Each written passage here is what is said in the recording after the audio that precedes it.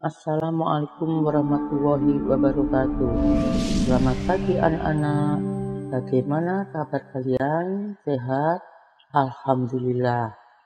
Kita berjumpa lagi dalam pembelajaran bahasa Indonesia. Sebelum kita mulai, marilah kita berdoa agar pembelajaran hari ini berjalan dengan lancar. Berdoa mulai. Berdoa selesai. Pada semester 2 ini, kita akan mempelajari tentang teks eksplanasi. Tahukah kalian apa teks eksplanasi itu? Mungkin sudah ada yang tahu. Jadi, pengertian dari teks eksplanasi adalah teks yang menjelaskan hubungan peristiwa atau proses terjadinya sesuatu seperti sejarah perkembangan kabupaten, proses terjadinya fenomena alam, sosial, dan budaya. Contoh fenomena alam, misalnya terjadinya tsunami, hujan, tanah longsor, angin puting beliung, dan lain-lain. Fenomena sosial seperti wabah COVID-19, kenakalan remaja, unjuk rasa, dan lain-lain.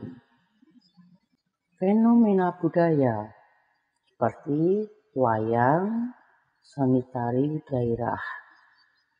Tujuan teks eksplanasi yaitu menjelaskan suatu proses dari peristiwa alam, sosial, berdasarkan fakta atau faktual.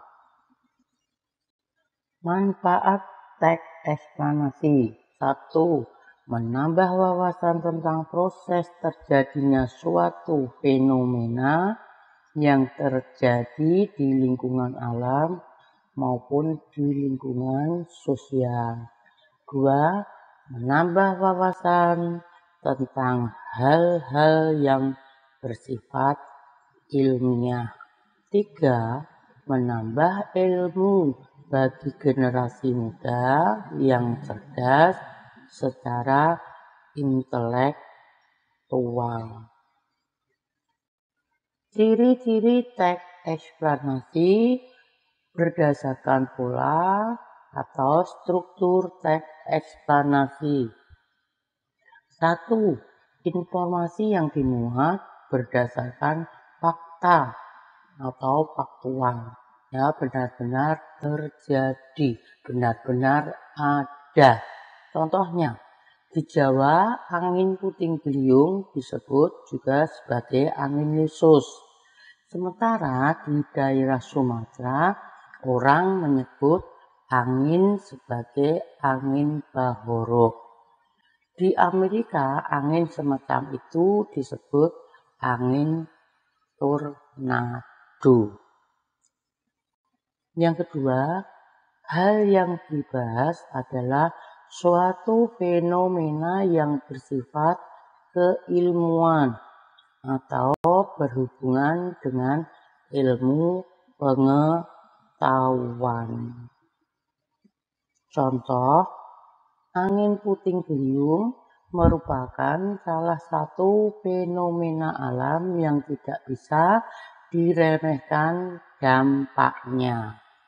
Ciri yang ketiga, sifatnya informatif dan tidak memengaruhi pembaca untuk percaya pada hal yang dibahas.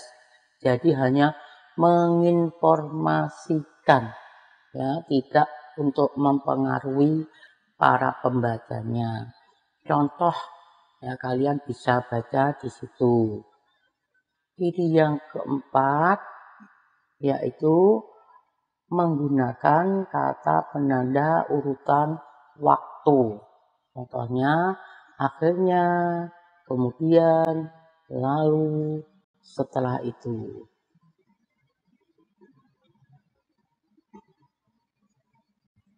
Sekarang kita lanjutkan dengan struktur teks eksplanasi.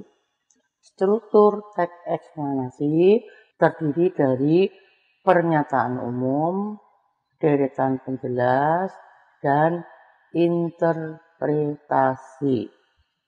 Pernyataan umum berisi gambaran secara umum tentang peristiwa alam atau sosial yang akan disampaikan. Biasanya terdapat pada paragraf pertama.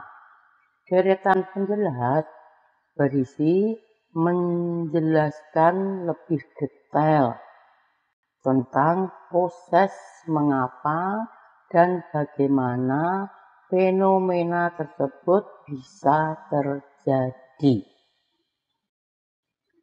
Interpretasi merupakan intisari atau kesimpulan dari pernyataan umum dan deretan penjelas. Biasanya terdapat pada akhir paragraf. Demikian yang telah kami sampaikan tentang arti teks eksplanasi, ciri dan strukturnya. Sekian, terima kasih. Wassalamualaikum warahmatullahi wabarakatuh.